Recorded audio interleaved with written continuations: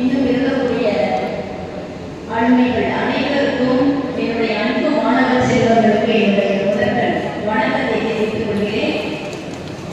ரொம்ப அருமையான நீங்க என்ன நினைக்கிறீங்களோ தெரியல, நான் நினைக்கிறேன் இவ்வாறால் தெரியல. லக்கியா இல்லையா? மற்றவங்களாம் படிச்சுட்டு வேலைக்கு அலைஞ்சிட்டு இருப்பாங்க இல்லையா?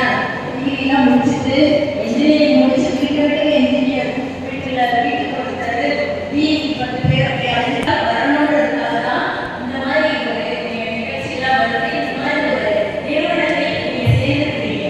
அதை நீங்க பெருமைப்படணும். உங்களுக்கு எந்த தாழ்வு மனப்பான்மையும் வரக்கூடாது. இன்ஜினியரிங் காங்கிரஸோட பேசுறாங்க, வழியாக நம்ம சேர்ந்தோம் அப்படின்ற மாதிரி. ஆனா அது கிடையவே கிடையாது. உண்மையிலேயே நான் சொல்றேன், கெரியர் உங்க கையில இருக்கு. எவ்வளவு சாதிக்க வேண்டிய பிள்ளைகள் சாதிச்சீங்க காட்டணும். நான் ஒரு இது எழுதி தந்துருக்கேன்.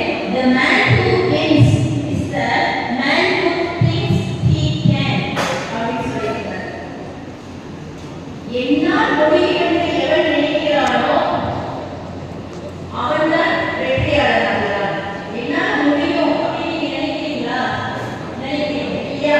என்னால் முடியும் அப்படின்னு நீங்க நினைச்சீங்கன்னா உண்மையிலேயே ஒரு மிகப்பெரிய வெற்றியாளராக உங்களால வர முடியும். இப்போ உங்களுக்கு புக்ஸ்லாம் இருக்கா? படிக்க வேண்டியது இருக்கா? சொல்லுங்க. படிக்கிறீங்களா? மனப்பாடம் படிச்சீங்களா ஒரு காலத்துல? அதெல்லாம் இப்படி இருக்கா?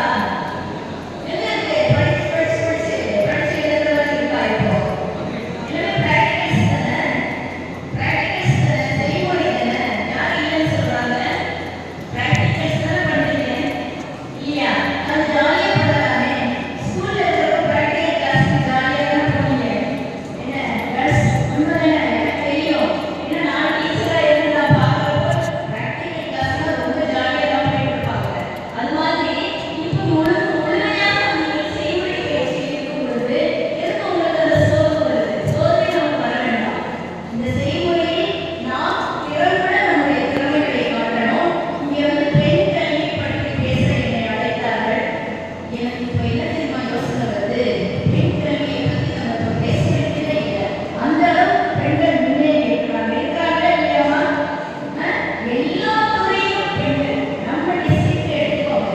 நம்ம district collector, sub collector, commissioner எல்லோருமே பெண்கள். எங்கேயாச்சும் இப்படி நடந்திருக்கா? இது நம்மளுடைய நம்மளுடைய மாவட்டத்துக்கு மிக பெருமை. கை கட்டி அவர்களை நாம் பாராட்டலாம் இல்லையா?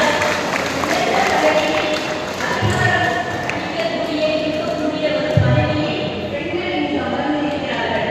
அதனால் பெண் கல்வி முன்னேறிதான் இருக்கு அப்படின்னு நான் சொல்லுவேன். ஆனாலும் அதுதான் ஒரு பெரிய ஒரு கொஸ்டின் மார்க்.